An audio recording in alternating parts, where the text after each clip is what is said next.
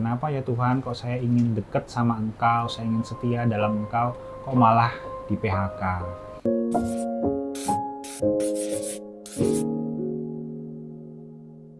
Shalom, nama saya Doni dan ini istri saya Yuli. Saya seorang perokok berat. Di tahun 2017 saya sempat ikut dalam satu CG, tapi karena ada kendala saya harus keluar dari CG tersebut. Di waktu kita nggak CG itu, rumah tangga kita itu sering bertengkar, ekonomi juga kacau. Di situ saya memiliki kerinduan untuk ikut CG lagi.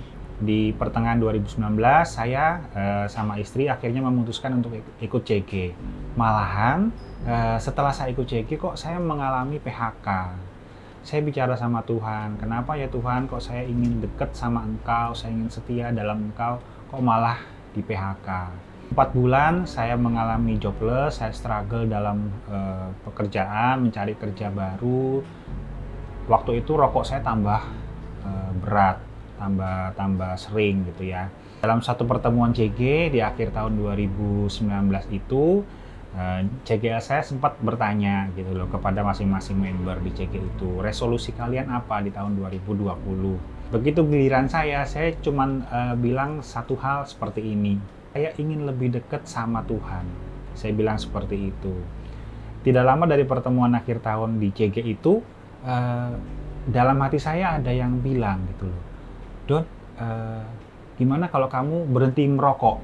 Terus saya bilang, ya oke deh, saya mau berhenti merokok. Bener-bener tiba-tiba total berhenti.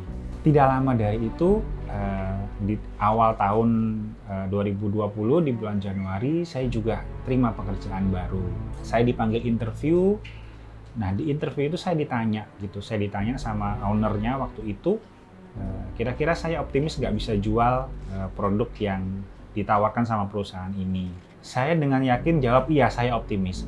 Padahal dalam hati saya ragu karena barang yang tidak umum dijumpai di pasar. Tapi saya jalani, akhirnya masuk dalam masa pandemi COVID-19 waktu itu. Jadi saya kembali dalam masa struggle gitu loh. Dalam masa ekonomi yang baik aja jualnya susah, apalagi dalam masa-masa pandemi, ekonomi yang kurang baik seperti ini. Saya mengalami keraguan. Sampai pada satu masa istri saya bilang, kok tolong dong bantu broadcastin jualan saya ini. Akhirnya oke deh, saya broadcast di sosial media waktu itu.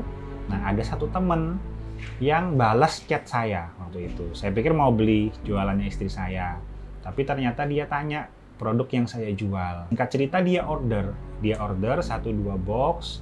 Ya, di situ saya sempat punya pikiran ngeremehin sih, underestimate, paling cuma 1-2 box aja sih, nggak akan continue gitu ya, nggak repeat lagi.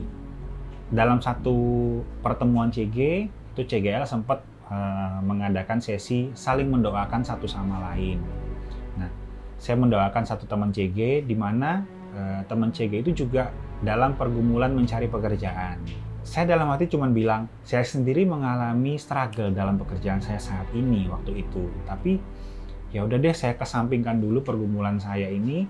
Saya fokus untuk mendoakan teman saya CG itu. Besoknya teman saya yang order 1-2 box ini, dia order kembali, dia repeat.